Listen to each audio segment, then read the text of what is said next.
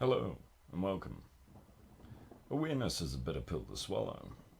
Once it starts to gather momentum, it's a hard truth to reconcile, always screaming at you in your quieter moments. But this awareness of your environment and the motivations behind others' behavior, it can lead to subconscious and established patterns of thinking and behavior getting in the way of this newfound awareness.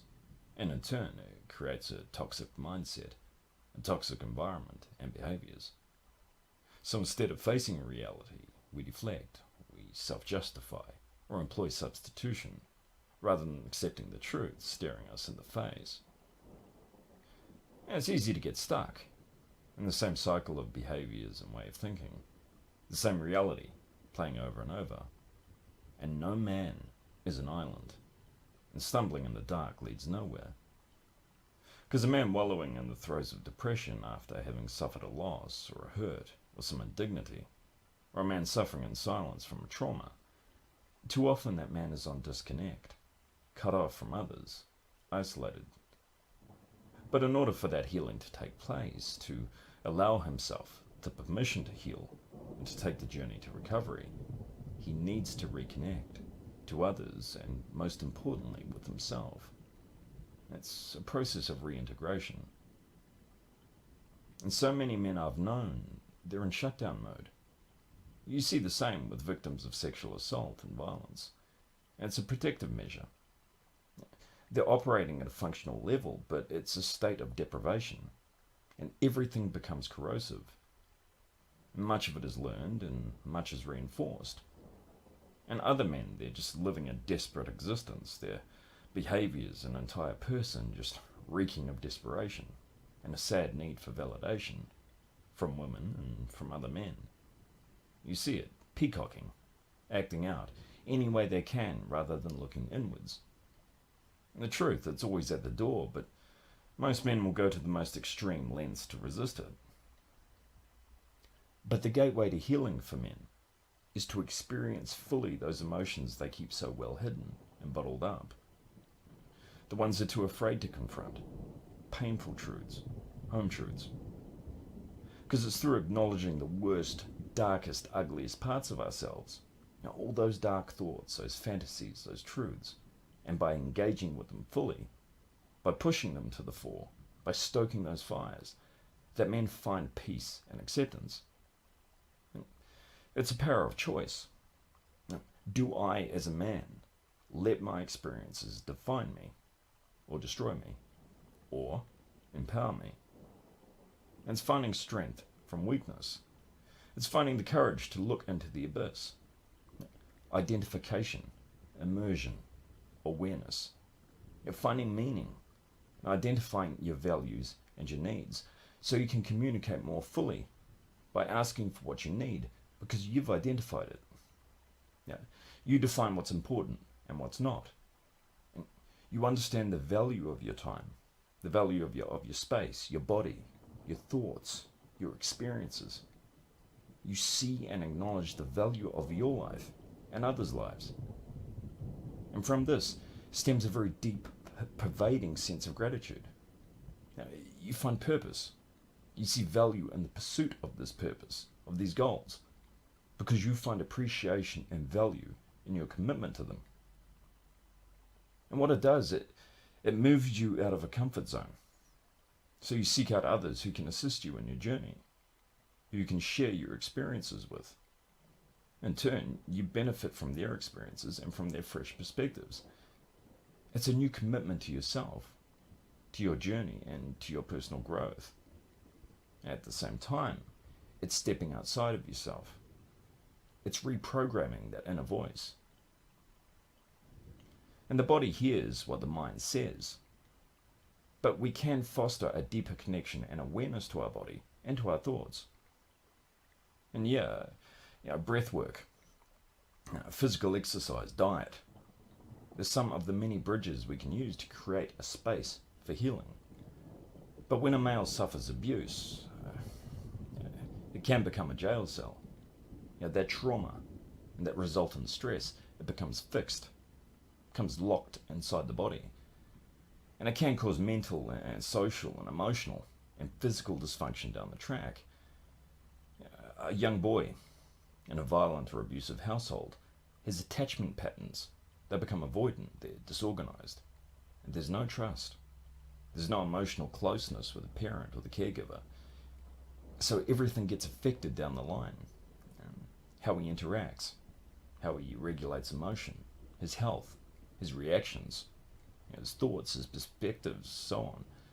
And it's a flow-on effect, where he can become a walking casualty. And a boy growing into a man, more often than not, he hasn't been given the tools to self-regulate. All he's told is to shut up, to man up, and take it like a man. So there's a real risk of that man entering a silent spiral. But it's not trauma that defines us. It's how we react to that trauma. Yeah, trauma, pain, they're a part of life. But adopting a victim mindset, that's a choice. And it's an identity a man places on himself. It becomes a defense mechanism and a means of avoidance and manipulation. Because every behavior we engage in, there's a payoff. If your self-belief is that you have no autonomy over your life, that you have no say in the outcome, then taking accountability for your choices in life it's something you're going to resist at every turn. It becomes like a self-induced paralysis. You resist taking action. You externalize blame. In turn, directing it back at yourself in a cycle of self-harm. And self-harm, it can be active or it can be passive. You can hurt yourself by doing nothing, just as easily. Inaction, it leads to lost opportunities and deep regret over wasted years. Just lost in a state of learned helplessness. And this isn't a fear of missing out, it's a lost opportunity for deeper growth and understanding. And every interaction holds that opportunity. Yeah, rejection is painful. And self-reflection, it digs up past hurts. It's ugly and it's painful, but it's necessary. And vulnerability is strength because you can't confront what you don't acknowledge. And exposing yourself to all those little brutalities of everyday interaction and allowing yourself to be open to them, you become better equipped at protecting yourself emotionally and in a practical sense during everyday life. So you can cope better. It's a state of emotional competence. Rejection, validation, all these then become secondary to who you are and what you value as a man, because you appreciate you. It's gratitude and awareness. And a man who's come to a point of self-acceptance, he recognizes the power of choice, and he's learned from his past experiences and decisions. And if playing the victim didn't have so many payoffs, so many people wouldn't embrace it like a badge of honor. Just like in the movie Fight Club, you get to hide away in that wet, sticky, soft spot between Moosey's big fat titties. You get to be heard. You get to be seen. Your validation comes streaming in. You just have to lay on the guilt.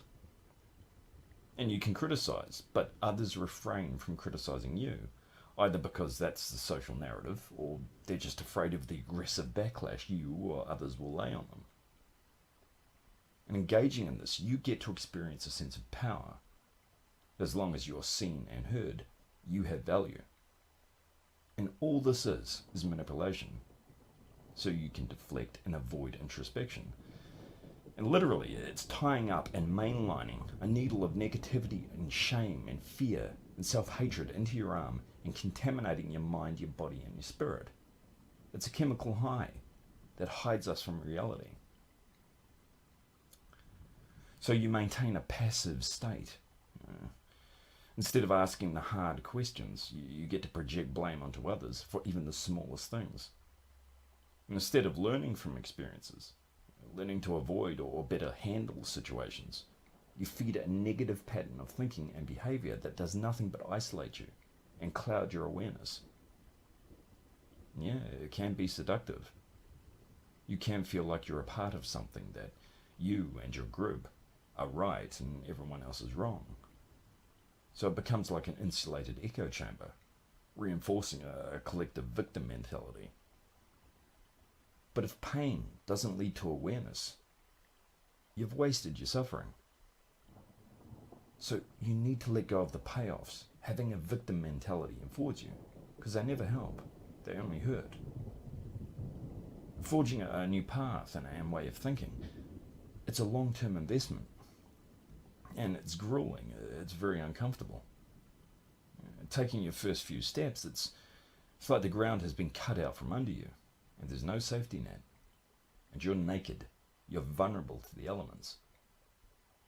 But you need to let go. You need to let go of the anger, of the fear, the self-pity. Because all it does, it just feeds a belief of you as a perpetual victim. You need to discover gratitude for who you are and what you have in your life, rather than what you believe you're missing or that you deserve. Because as human beings, we do everything we can to avoid pain. We go through life doing our best to fit in, concealing our true selves, conforming, or just running away, refusing to confront past trauma, just numbing, anesthetizing ourselves. So we become less aware.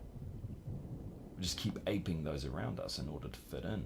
So we lose perspective of who we are and what we really want. We give up on growth. We project negativity and blame onto everyone around us. It's a mindset of a child. And so often there's no in-between with our thought processes. We shut down, we just conform to the point where you lose sight of your own values, of your beliefs, of your character.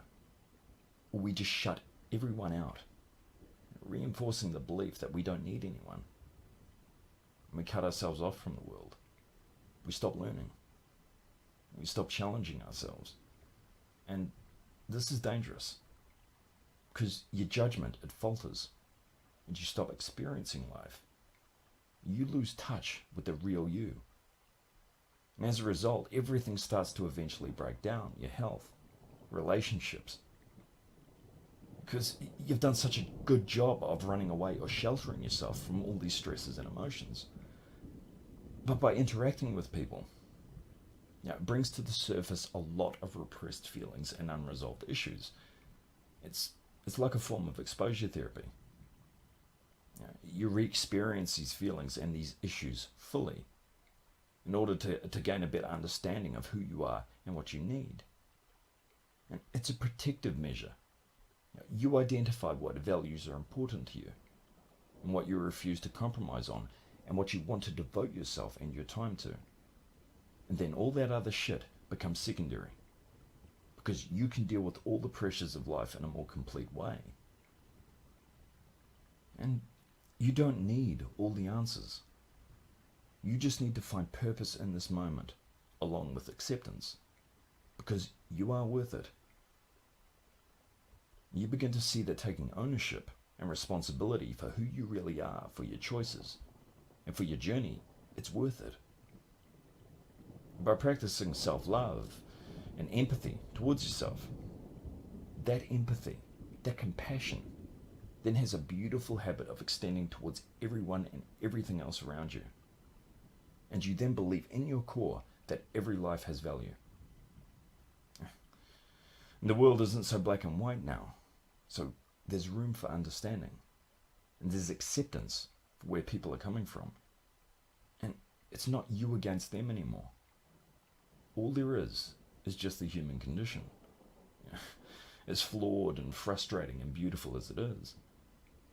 And it's a process of constant discovery.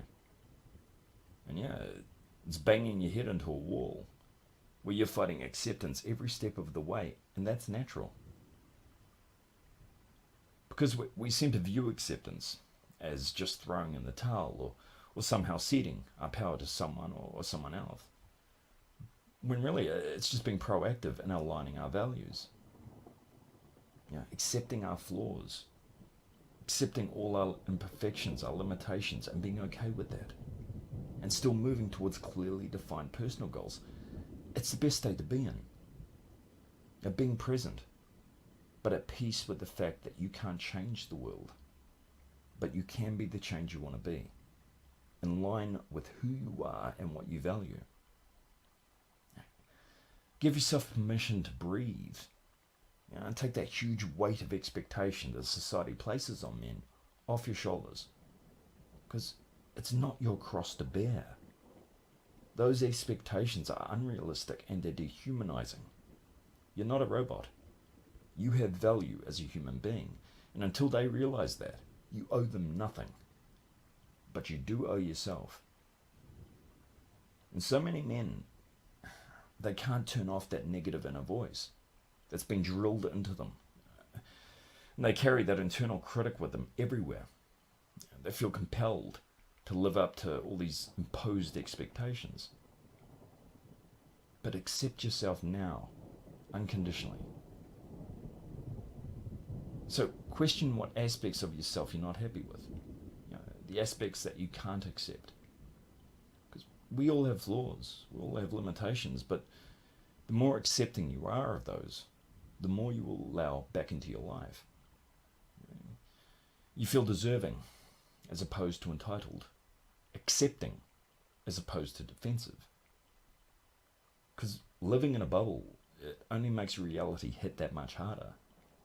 For example, just look at all those pro-Clinton supporters. Reality, it's not pleasant, especially when you distance yourself from it. Most of us, we just live in a very precious little self-entitled bubble, where if others don't respond or behave in a way that we want or expect, we take offense. But we have no control over how others perceive or react to us. We can only choose how we react, and that's okay, because we're okay with who we are, as long as we're staying true to our values. Because we as men and women in Western society, we're privileged in so many ways, but we dismiss this. But there needs to be awareness and gratitude for this, so we can reflect on aspects of ourselves that we don't like, and be able to better process painful emotions and experiences when they do hit us. And this acceptance, it's the first step in the healing process. And having a victim mindset, it puts you in a negative state. You've decided to eliminate happiness from your world. And having a negative view of others, it becomes then just about being right, rather than focusing on self-care. And your health and your needs, they become secondary to a pervading need to get one up on people. And it's a waste of a life. And there's no free pass. This all takes work and time. So respect and invest in your body, in your mind, in your spirit. Stay true to yourself and what's important to you. Because assets, wealth, social status, they can be taken away in a heartbeat. They don't and they cannot define your self-worth as a man. And believing that they do is only reinforcing a self-belief that you as a male are somehow deficient and unworthy. But understanding what you want and what's important to you, and living life according to clearly defined values, it sets you on a path to a very rewarding life. You're letting go, forgiveness, acceptance. They're so hard for people to allow into their lives, because people have so much invested in not letting go. They're always needing to get even or win the argument. And it's a protective measure to stop us from feeling that we have no autonomy. But it stops you from moving forward in life, as you're just caught up in getting over on someone or just proving yourself right. But forgiveness is letting go. It's not for them. It's for you. So you can move on and bring peace into your life. You can't be honest with yourself if you don't respect and value yourself. The truth, it can be a brutal blow to the ego. It can shatter your reality. But it's a hell of a lot healthier than living a lie. So break it down. All the pieces that make you, you. Question: do you live in denial? Have you challenged yourself? Or have you just hid from the truth and from reality with excuses or justifications? Because all of this, it's strengthening yourself.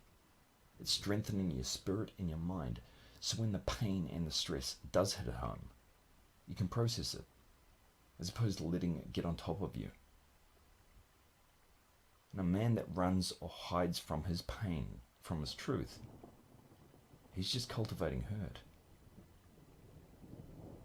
Listen to the silence inside the illusion of the world. Be free. Be at peace.